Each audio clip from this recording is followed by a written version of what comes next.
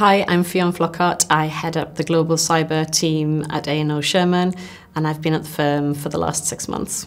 Day to day, that involves helping clients to manage the response to large cyber attacks. That's what most of my time is spent on.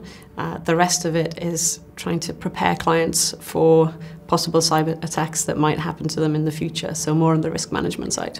Most people wonder why lawyers are involved in these types of issues. Essentially, what you have is a threat actor, so an attacker coming in, attacking a company, and you'd have thought that that company is a victim.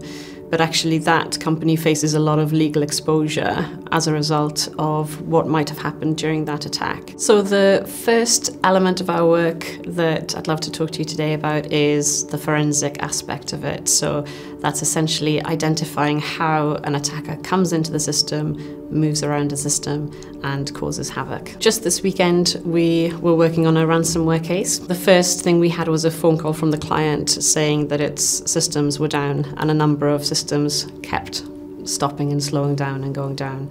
And the information security team at our client at that point essentially isolated those systems by pulling the plug. What that means and what that meant for this client was that they were not able to access their systems at all. They weren't able to operate, and it impacted a number of different business units and a number of different jurisdictions globally. So the first thing we do in that situation is really get visibility on the situation. So that involves bringing in specialist forensic providers, and what they do is they either get the logs from the environment or they roll out their own tool in order to collect information, and that essentially helps us understand what has actually happened.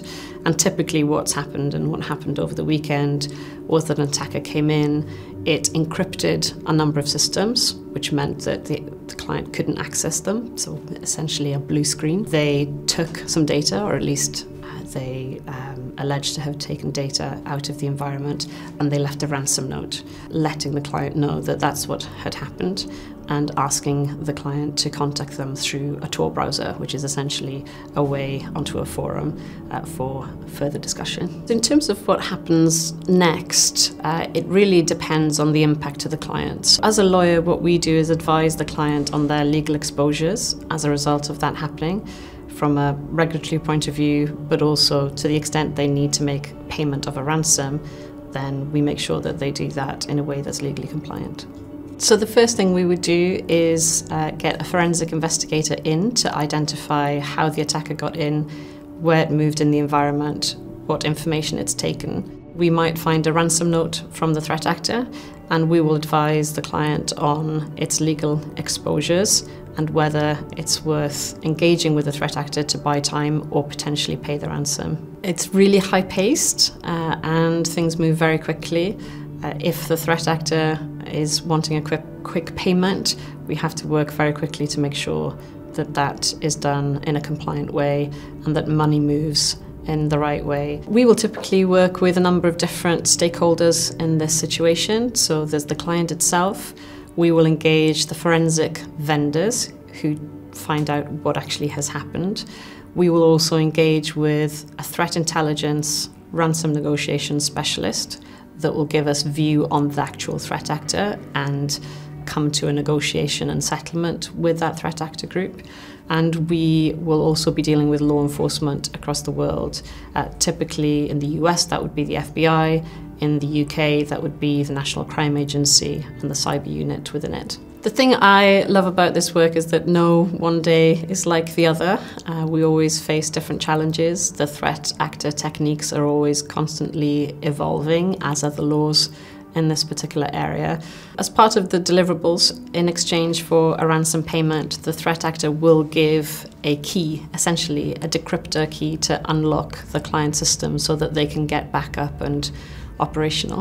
And I think the other thing is that, this is often the worst day in the lives or the careers of people within our client, and it's good to know that we've been there, done it before. We know things will be okay at some point, so you feel like you've really added value to the situation and really walking them through the crisis. And that's obviously a huge relief for the client and all involved, because it means that the operational disruption has come to an end. The other thing that we sometimes get involved with is consult with government as to the way the UK is able to respond to these threats. The government's obviously very concerned that UK PLC is subject to these incidents.